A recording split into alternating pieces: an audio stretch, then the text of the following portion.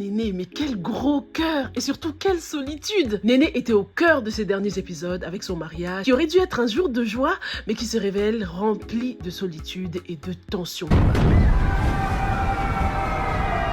C'était triste de voir que Néné n'avait aucune figure familiale pour l'accompagner le jour de son mariage. Néné cache une blessure profonde sous sa colère et c'était vraiment triste les gars de voir qu'elle n'arrive pas à tourner la page malgré que ce soit un jour spécial quand même. Et ce mariage devient ici un rappel de son passé marqué par l'abandon. On se demande même si l'une des raisons pour lesquelles Néné décide d'épouser Biram, ce n'est pas juste pour fonder cette famille qu'elle a perdue en l'absence de ses parents quoi. En tout cas, malgré les efforts d'Amidou pour se réconcilier avec Néné, cette dernière campe sur sa position quoi. Amidou a été courageux quand même. Il est venu au mariage malgré qu'il savait très bien qu'il ne serait pas la bienvenue. Il a fait des éloges à sa sœur devant tout le monde et malgré tout ça, Néné garde sa rancœur. Elle n'a pas du tout été touchée, au contraire. Et son rejet public humiliant pour Amidou illustre à quel point elle se sent encore trahie. Biram, lui, de son côté, semble bien intentionné. Il a essayé de parler avec Amidou, le conseiller. Mais pourquoi avoir attendu le jour J pour avoir une telle conversation, une conversation aussi profonde? Bon,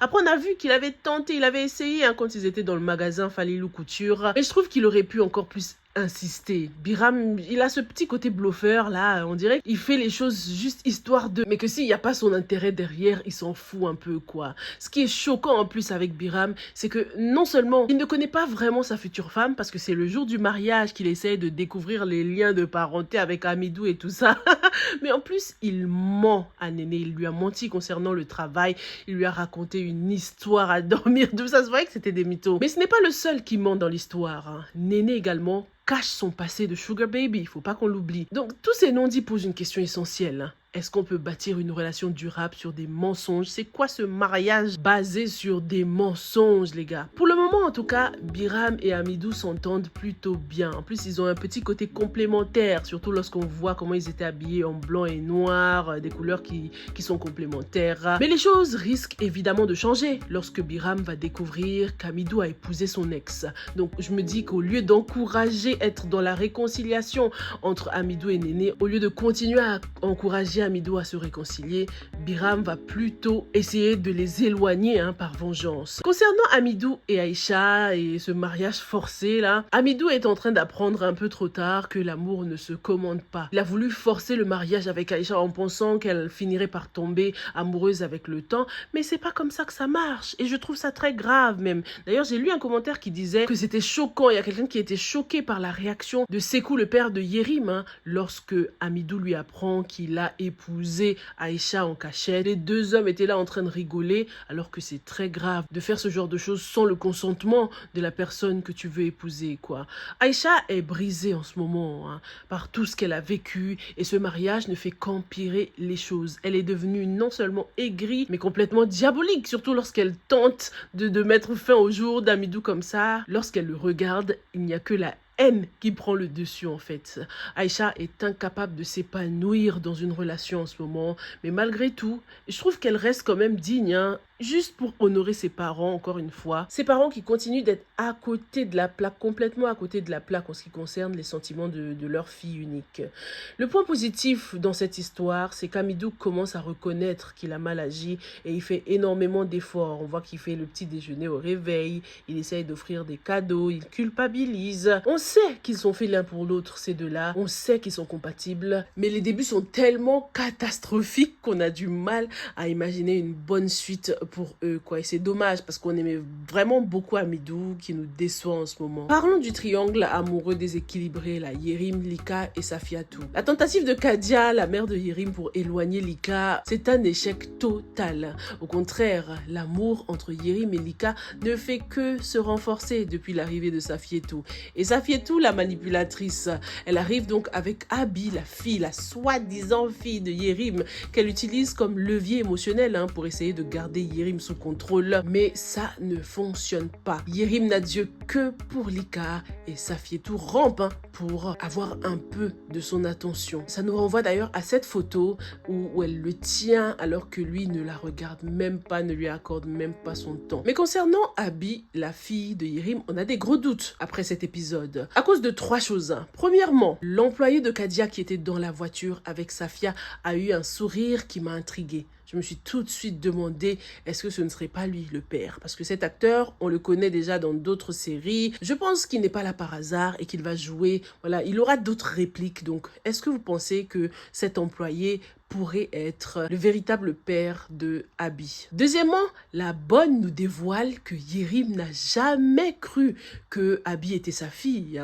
Il a toujours cru que Safietou l'avait piégé en fait avec cette grossesse. On sait que Yerim c'est un goujat, mais ça reste un homme qui est très famille en fait. Donc je pense que si il était certain que cet enfant était de lui, il ne l'aurait pas rejeté. Comme ça, on n'aurait pas eu ces rumeurs qui courent là. La troisième chose qui confirme que cette fille n'est pas de Yerim, c'est lorsque Kadia, la mère de Yerim, elle-même dit qu'elle n'a pas du tout confiance en Safietou. Elle est juste en train de l'utiliser pour éloigner Lika, mais elle sait très bien que Safietou n'est pas quelqu'un de fiable. Donc ça veut tout dire les gars, ça se voit que Safietou, c'est une opportuniste qui n'est intéressée uniquement que par l'argent et le statut social de Yerim et sa famille. Quand on la voit arriver dans cette maison et qu'on remarque à quel point sa fille admire la beauté de la maison, on comprend tout de suite qu'elles sont matérialistes et qu'elles aiment le luxe, tout simplement. Lika par contre reste imperturbable. On aime bien la voir tenir tête aux gens insolents comme ça. Et franchement, Lika n'a même pas besoin de trop se battre en vrai, parce que Yerim se bat pour elle, il est déjà de son côté. La scène au restaurant avec Yerim était très belle, ça fait du bien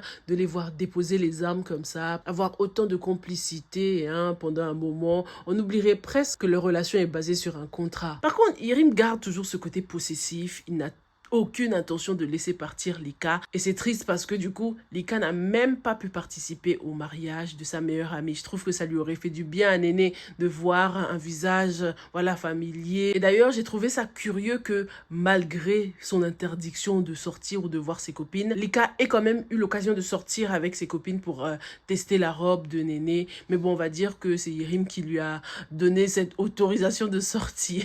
Parlons un peu plus en détail de Kadia, la mère de Yerim, qui confirme son statut de mère prête à tout. C'est une mère calculatrice qui est sans scrupules et elle nous a donné froid dans le dos lorsqu'elle demande à Souleyman d'éliminer Bokar. Elle est de plus en plus sombre, cette mère, et elle a tellement d'influence que quand elle parle, c'est comme si tu étais obligé, tu te sens un peu obligé d'exécuter quoi.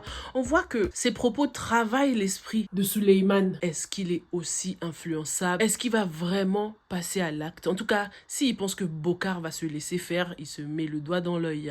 Bokar, c'est un homme de la street, donc se débarrasser de lui sera beaucoup plus difficile que prévu, ça c'est clair.